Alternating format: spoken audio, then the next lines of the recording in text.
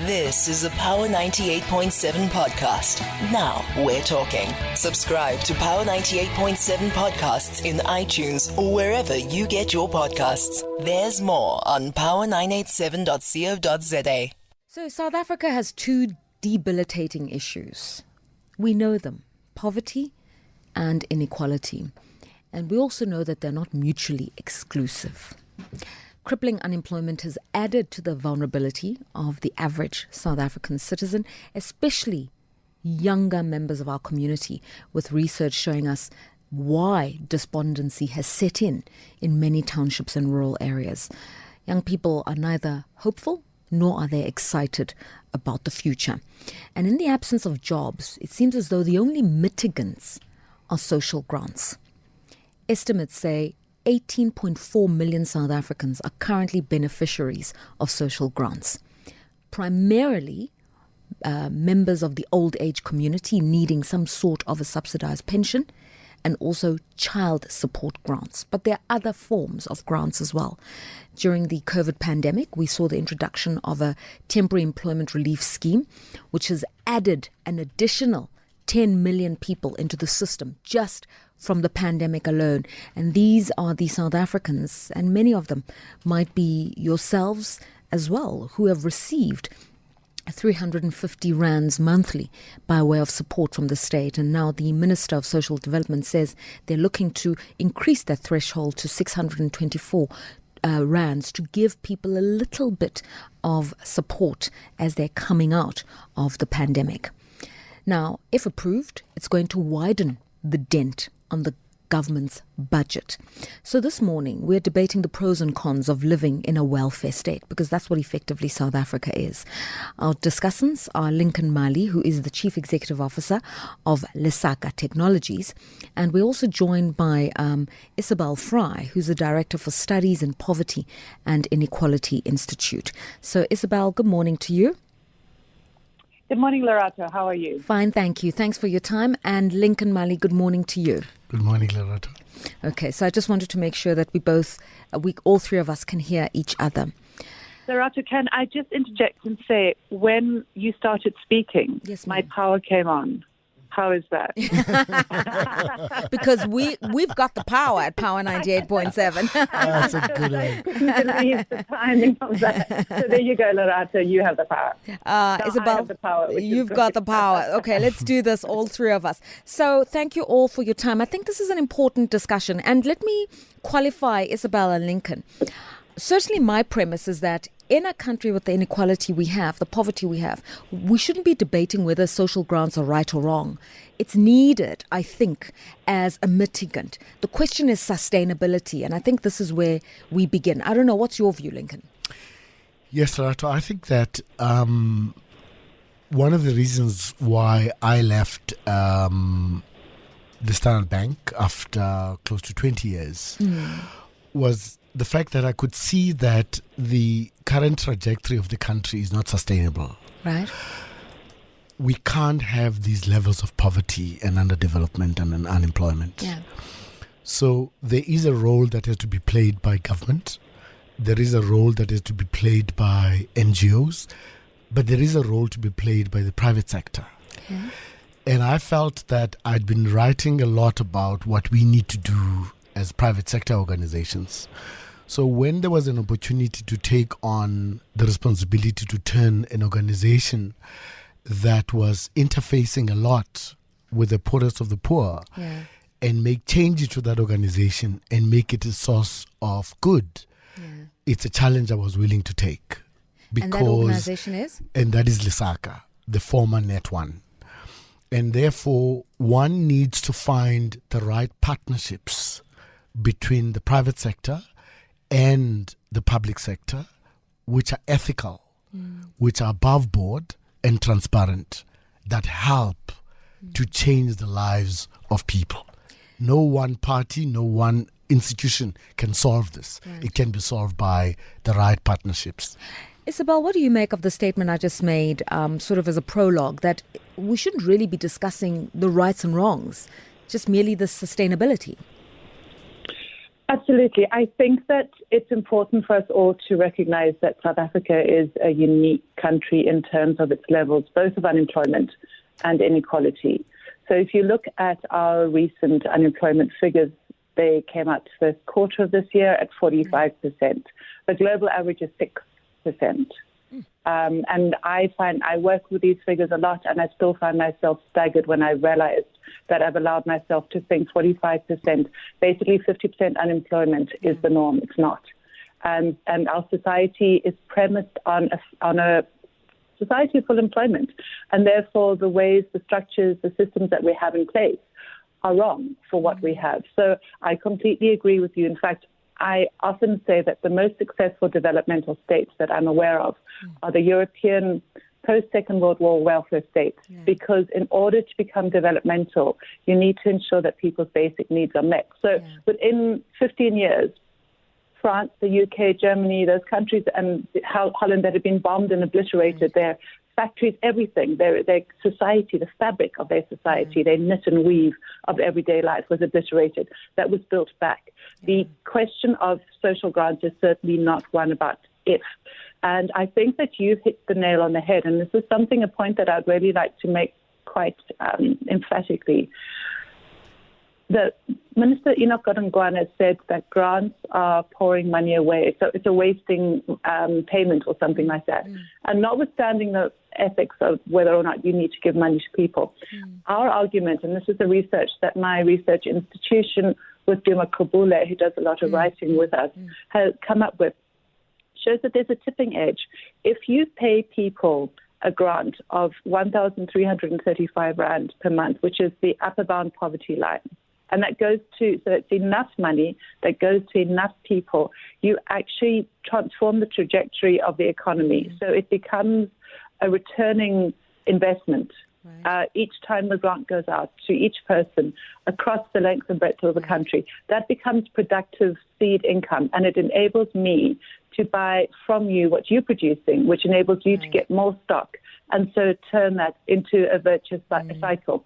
So that's the one thing, is that it has to be the right design. You can't put your finger in the wind and say, this is what I think it should be. And there's science to this, and there's science that we've done a lot of work on. But the second is the affordability and the sustainability. So you can do the big picture argument, which is, if we don't do this, we won't have a society at all. And I mean, that's tempting to do, but maybe we can conclude on that. But the point is that there are 9 areas of financing that we've identified as being appropriate ones to support financing of a basic income grant. And I think the first point of departure, and then I'll kind of give Lincoln a chance as well, is looking at our macroeconomic framework. Because, Lerato, right now, our macroeconomic framework is targeted at inflation and debt targeting. What we're saying is, only if we turn that around and target our macroeconomic framework at employment and growth, then we have a chance to actually look at sustainability. But if keeping inflation and debt low means that you're not growing anything, you're actually trying to diminish.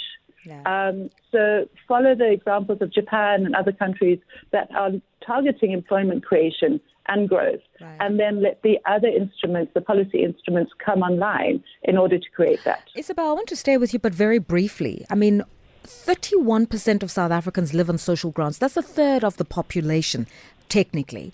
And, 28 years ago, there was a rationale around this. South Africans were poor. South Africans were browbeaten. South Africans had known many disadvantages. And so there was a rationale to provide some kind of a safety net that's going to empower people to make the transition from poor to working class, and ultimately from working class to middle class.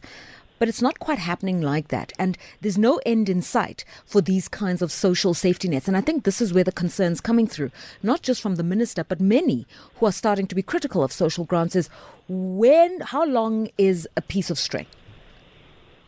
Absolutely. But I think you'd agree that we're blaming the wrong thing. Social grants are what are given to people because we're not creating jobs.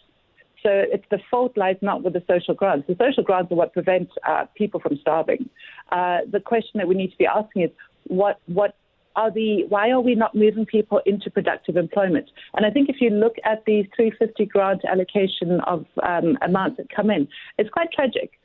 in terms of education levels of the people who've received. So, firstly, 7% had no schooling at all. That's scary. 8% of the recipients, so together that's 15%, only had primary school. 40%, so together that's 52%, had no more than grade 10. And then another 40% didn't have more than matric. So the question is, what are the skills that we're looking at? But also you've got to remember that we've closed down a lot of the factories because we're importing. So if we turn around and make good to our commitment to reindustrialize and to look especially those kinds of devices that we need for green future investment in our just transition, there are a huge number of jobs that could be done. Our argument is we need to have both. So we need to make sure that people's needs are met now. But we need to, within 3 years' time, look at the public employment architecture and say what can be done in terms, because not everybody's going to work at a job in Standard Bank, but there are people who work in communities who are teachers' aides, for instance. Those need to be recognized. The care industry needs to be recognized. But we need to be creating the kinds of electric cars. We've got the whole of Africa now with the African Continent Free Trade Area. Opening up. That's our market. We need to be producing hardcore stuff and exporting it, selling real stuff, not just retailing other people's production. Right.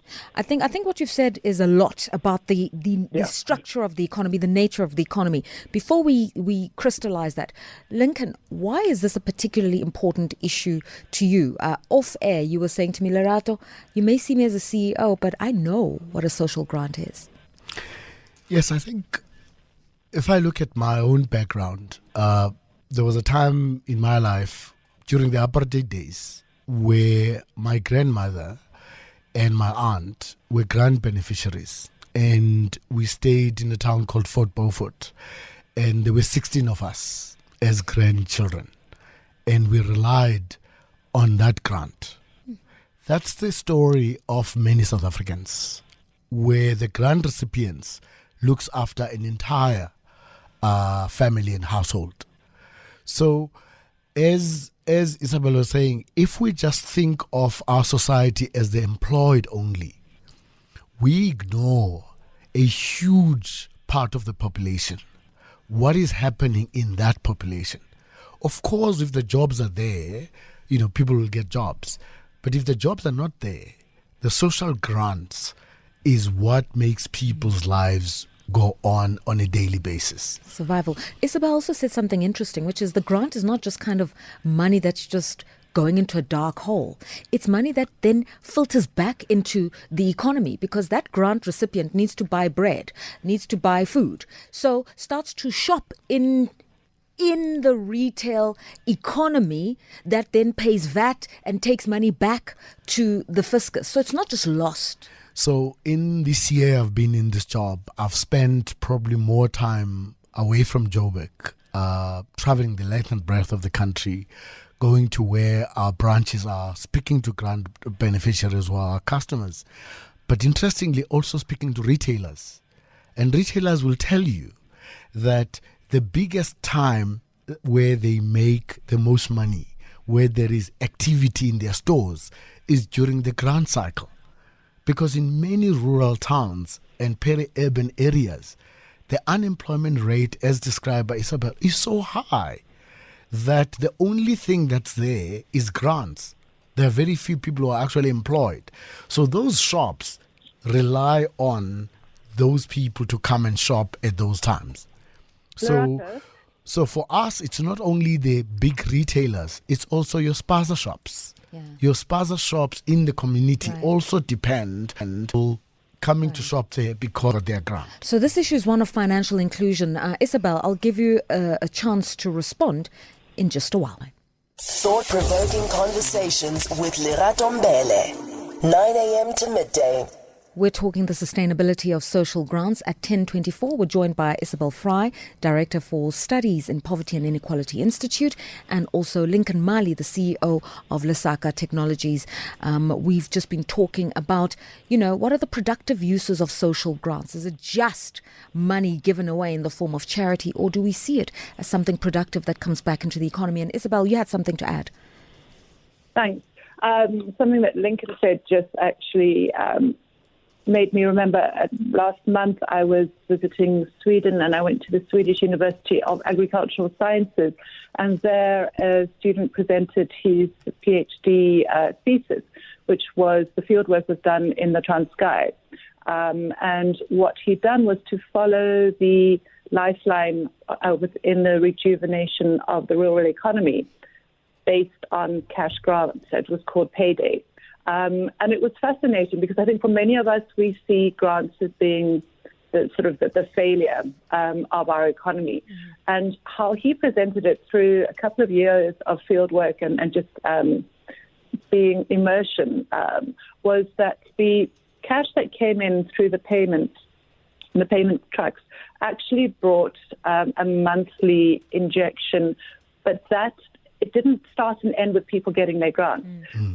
Basically, the entire, and I saw pictures of how the entire area became alive with people bringing their stock to trade, their livestock, their food stuff, and it brought the lifeblood to the economy. And so I would really, and this is the work that my institute is doing, is to look at how social security can be seen differently in a positive multiplier effect rather than a detractor. So are there ways that we can build on knowing that the money is coming through? And I would really challenge Lincoln and Net1, his company, to say, how does the commercial sector engage as equal partners? Right. And, for instance, come up with better discounted goods and products for grant recipients. So, for instance, going to ShopRite and saying with the 350 package that they have, that was really clever marketing. But is there real substantial value going to people?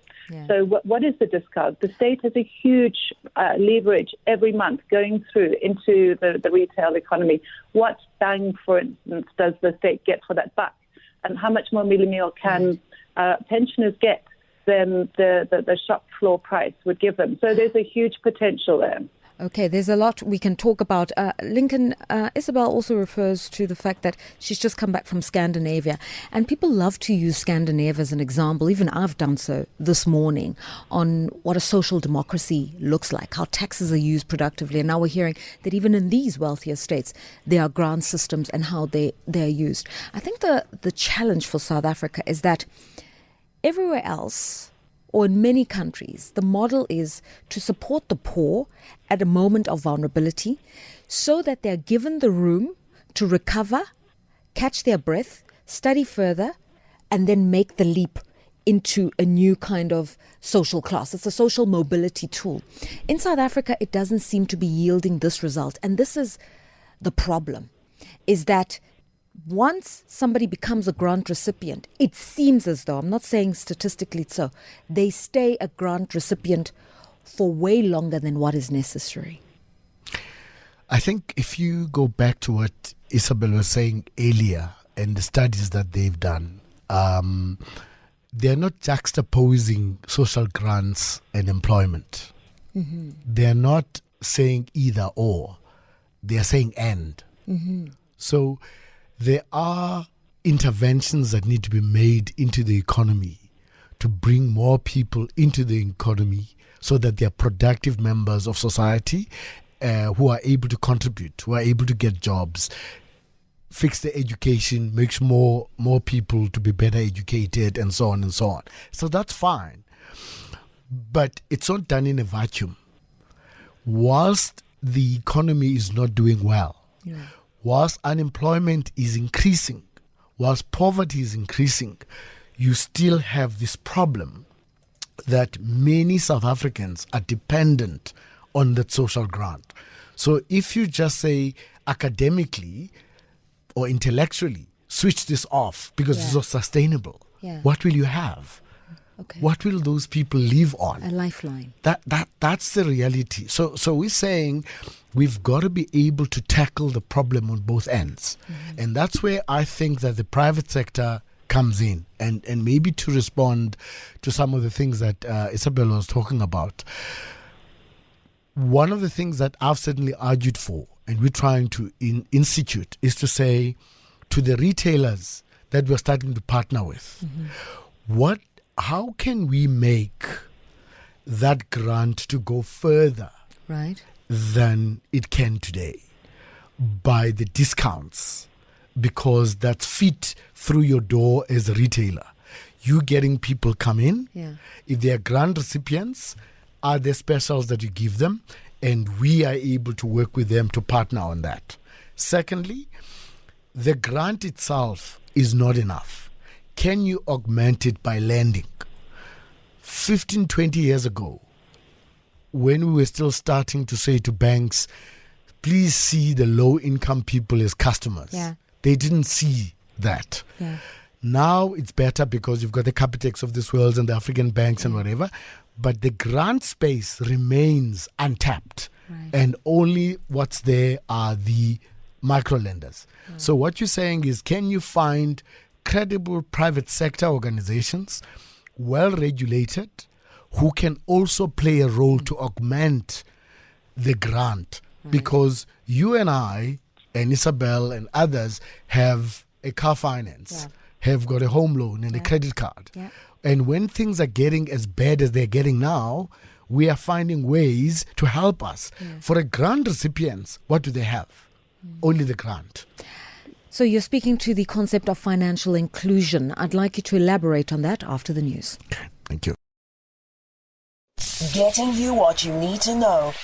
Power Talk. Weekdays 9 a.m. to noon on Power 98.7. We're talking social grants on this edition of Power Talk on a Tuesday, when we focus on the economy, money matters, personal finance. And it's quite a contentious issue, this one. There are those who say social grants breed dependency on people. Others say it's a much needed poverty reduction measure. But nobody argues on the issue of sustainability. How long is too long to be keeping South Africans on social grants? And the conversation we're having says what's needed are other interventions, job creation, creative approaches to policy around the most vulnerable in our society, and financial inclusion. So says Lincoln Mali, the CEO of Lesaka Technologies. Why financial inclusion? What do you mean by that? Firstly, financial inclusion is about choice and dignity.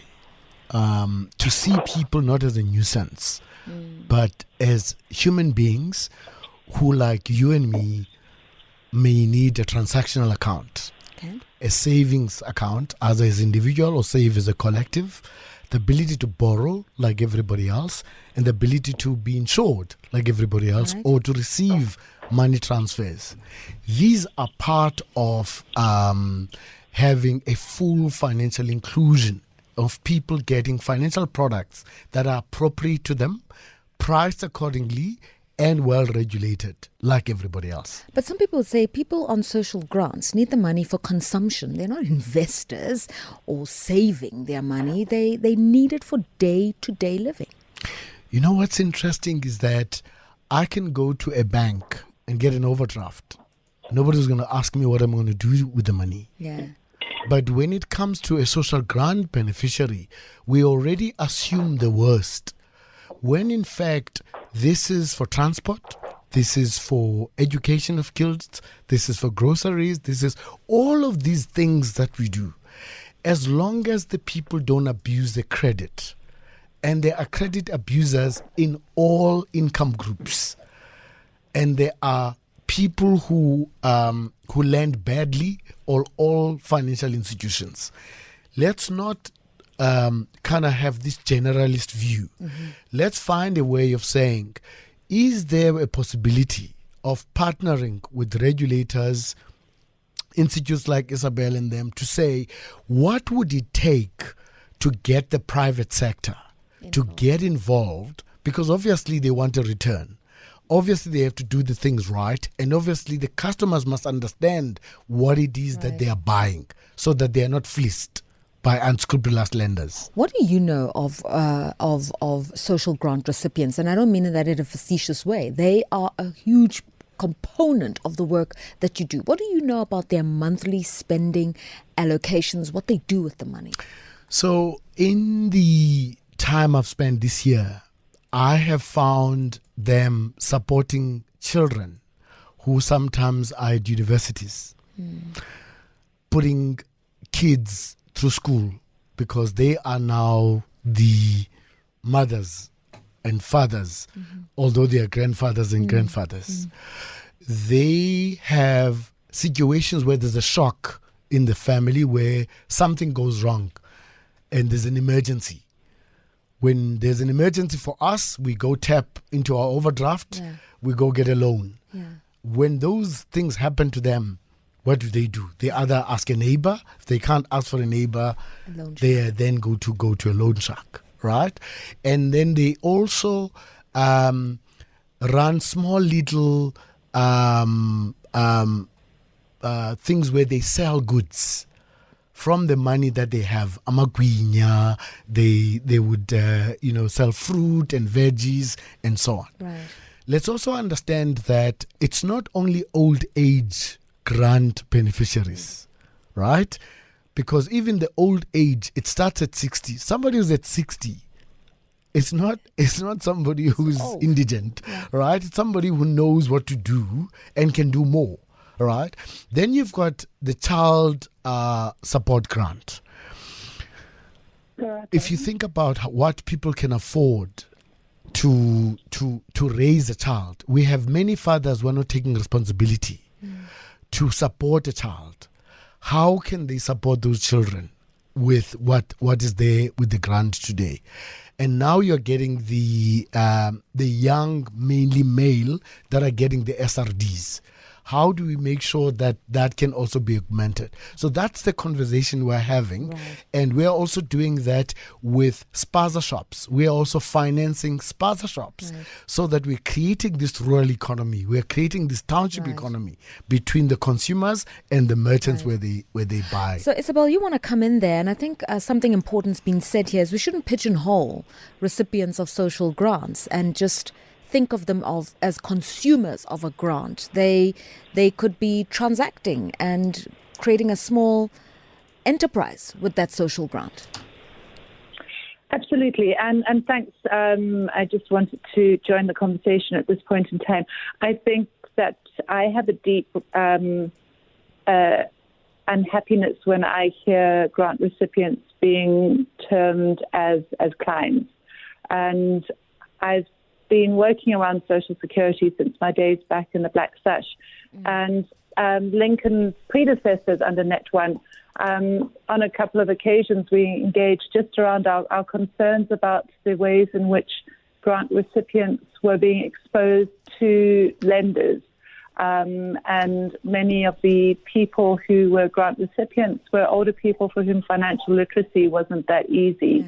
And even then, the argument was that poor people should be afforded the same access to credit as others and not just dependent on machinistas. So I think there's a very big discussion to be had there.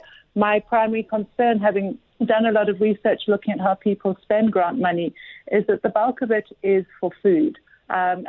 Basically, the child support grant is only about 60% of the food poverty line. So on the child support grant, you don't get enough money to buy the food that your child needs, let alone a household. So it goes into consumption. And if people are trying to augment and stretch their grants by borrowing, we know that borrowing for consumption is incredibly worrying. Instead, surely the gaze should be returned to the state, and the state should be told we don't have enough to live on. How can we collectively expand access to income rather than individuals take on debt? And we know what happens when debt collectors come knocking, people lose things. But it does also raise another important question, and I'm really wanting to work on some of the things that Lincoln said. I mean, that point about side businesses, it's crucial for people to be encouraged to use the money that they have where they can to create side businesses. And we all know the ice cream seller that President Ramaphosa referred to, yes, with the 350. I think his name was Thabo, the ice cream seller. Yeah. And that was really important. And that's why I was so concerned to hear that the means test, as you referred to, was initially lowered for the 350 grants, because basically the means test means that if you have above a certain amount of money, you can't get the additional grant. And initially that means test was 624, which is the food poverty line. In February this year, it was dropped to 350. And so basically half the number of people were rendered ineligible. And you can see that in the application numbers. And so that's stupid, I think, because if you're trying to say to people, get up and do things for yourself, but you penalize people the minute they take a minute, show any incentive and initiative. Yeah. And we know when you come to side piece or sort of piecework, you might have something this month, but you don't have it next month. So are you going to take on something which takes away your absolute certainty of your 350 because next month you might not get anything? So we've got to look at the human and psychological behavior of how you encourage people to become productive, and you don't penalize and take away everything that they have the minute they start showing some initiative. So there's some huge amounts of opportunities here. We're working with FIFA, the Small Enterprise Finance Agency, to try and look at indicators of social entrepreneurship, social success. Those are really crucial because people need to be seen as being productive and not just taking grant money. But I did also just want to say we must be careful not to conflate children and old age pensioners with working age people. So the only grants available for working age people are the 350. We don't want kids to leave school and go and work. Isabel, there's just something I want to just very briefly, should the policymakers not be careful to infantilize grant recipients? And I think this is also something Lincoln is alluding to, is that it is a fact that they receive the grant and they do other things other than buy food with it, hopefully start a side hustle, but they're doing other things. And this is why ultimately they're falling into the trap of going to microlenders. You can't stop or control that behavior. So this is why the suggestion here is find another way in which you can augment an income for them to transition to these side businesses. Because if you don't do that, they are falling into unscrupulous lending anyway. Raja, I think that you're right about the dangers of speaking on behalf of people. And much of our research starts with focus groups asking people to explain how they use their money. So there will always be people who abuse the grants. People abuse everything. And the question is, what is abuse? But I think we must also recognize that poor people are poor and they're not foolish. And take that as a point of departure. If you've got a really limited budget, you know where every cent goes. And there will be some people who go to the hairdresser, but I think those are the stories that get the headlines. It's not the 99% who really buy that milli meal and who walk past the weaves and I'm not able to afford them. And so I'm not negating what you're saying, but I don't think we should make policy for the 1%. I think we should make policy for the 99%. Let's bring Lincoln back in here. Productive uses of that grant. And I think this is really where the nub of it all. If we say that only jobs are going to lift people out of poverty, so we have to think of the way in which a grant is not just consumed for food, but becomes that instrument through which somebody can start to escape the poverty. Yeah, I mean, I joined Lesaka to try and bring about change. And part of that change is to engage with other players and other people's views, which may be different to ours. But it's a democracy. And what I would avoid is us being stuck in ideological corners. If I say I think that lending is part of the solution and somebody says no lending at all, we're stuck in our ideological corners. It's the same argument that says grants versus no grants. We're stuck in our ideological corners. Meanwhile, the poverty continues. What I'd like better is to say, how do we mitigate the concerns that, for example, Isabel was talking about? How do we engage Isabel and others so that we can engage with any group? In the time I've spent, I've engaged all sorts of groups. I've gone to chiefs, councillors, on the ground, speaking to them about what it is that we're trying to do so that they can also help in making sure that the grants that people get can go further and to help people to make more better things out of their lives from the grants that they have. Isabel, I'm going to ask you the last question because I'm aware that you have to leave this conversation now, but I'm going to ask a question quite loaded. So we know that grants make up about 3.3% of GDP. The World Bank says actually proportionately this is one of the highest social spends of any country. So South Africa spending too much, can't really afford it, even if there's a moral case for it. And then online, Lorato Tsenkeng says, this interview is reminding me why the work of Muhammad Yunus, Nobel Peace Prize winner, is important, because he's managed a system of investing in the marginalized, giving affordable small loans that ultimately help to incrementally generate wealth. So if the state, through policy, can't quite get the outcome that's desired, do these other models help, Isabel? Yeah, I think let's just to start with the are we spending too much? And it's really, again, Lincoln would say ideological, but the figures that are cited as saying that we're spending too much are, in my view, often using wrong interpretations of what is meant by social security, social protection.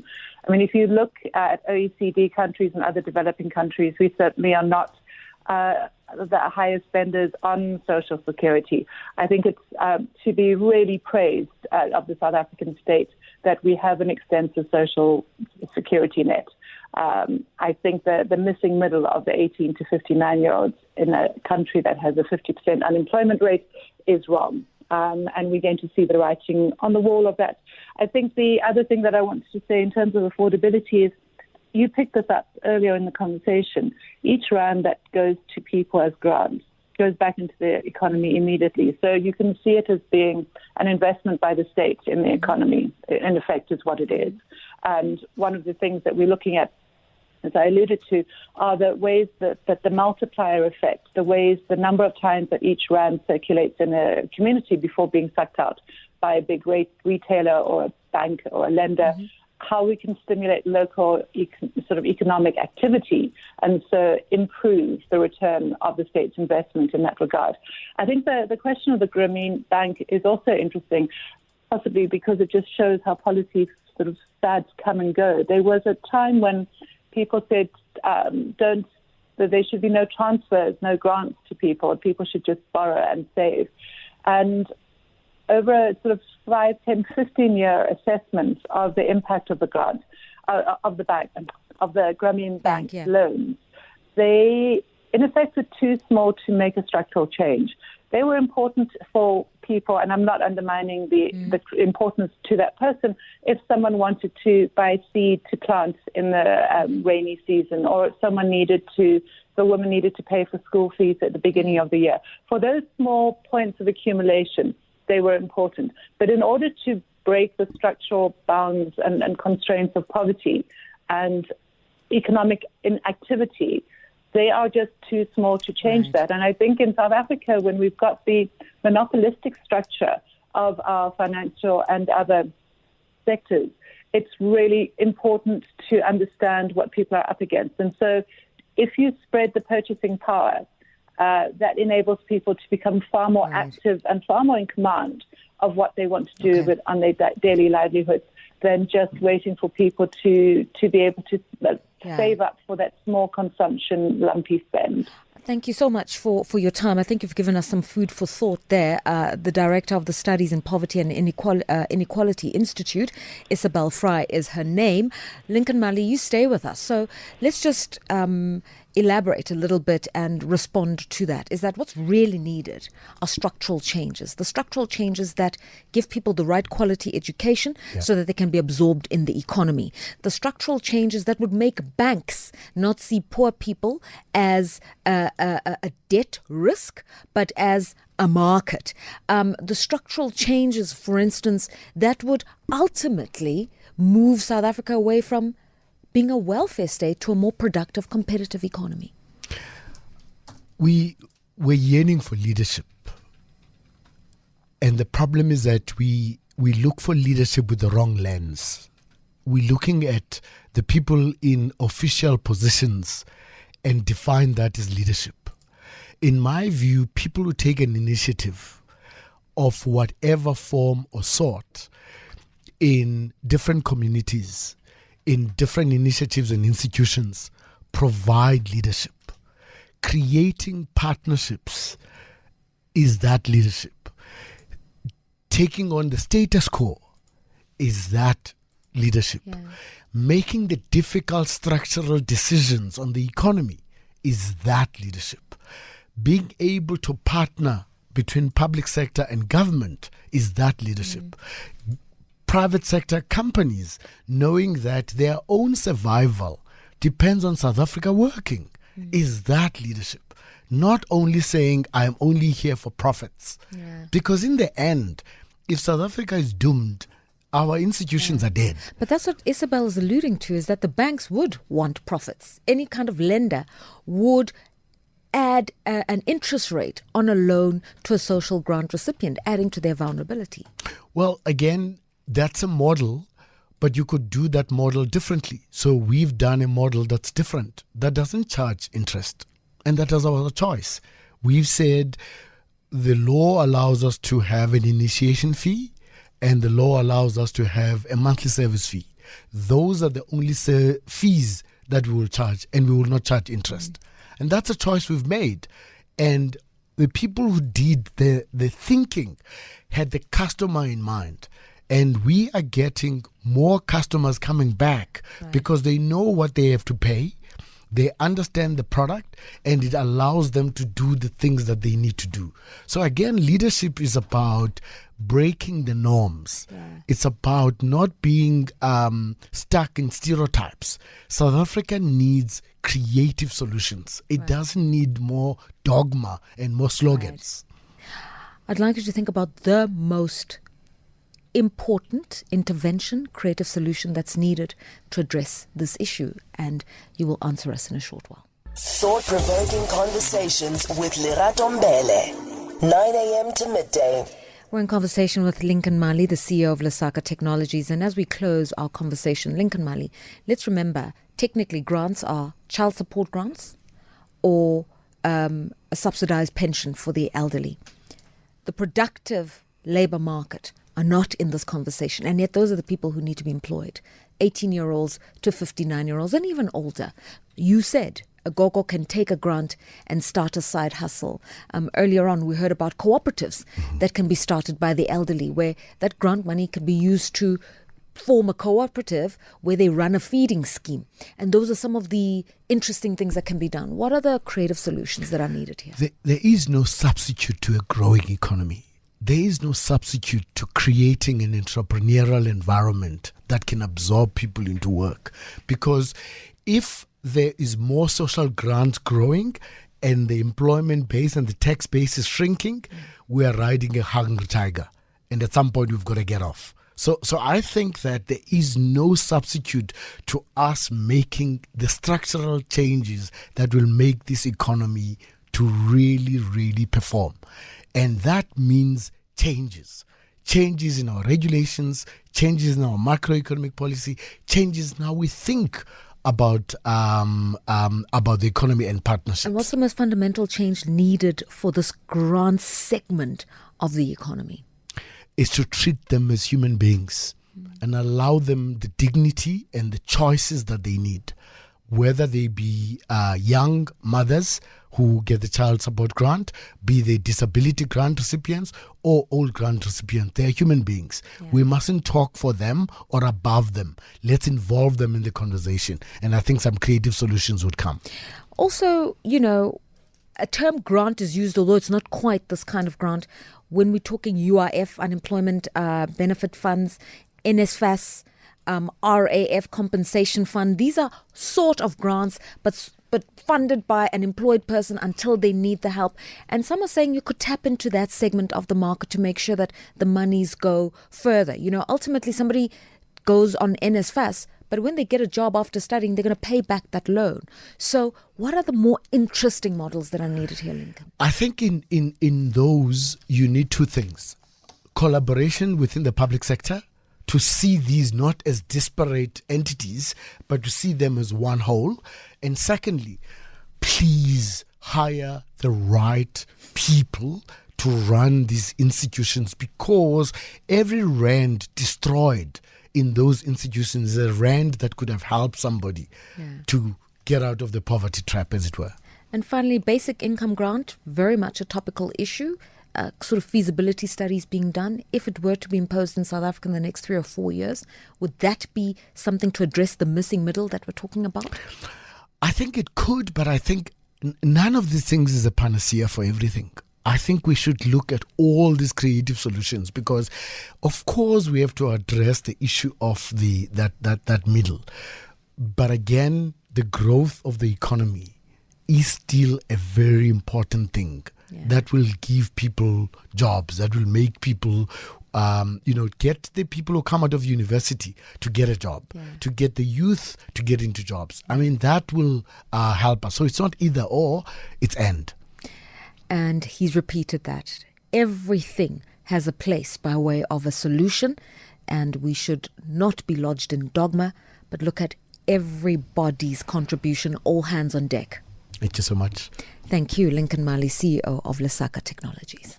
You've been listening to a Power 98.7 podcast. For more podcasts, visit power987.co.za or subscribe wherever you get your podcasts.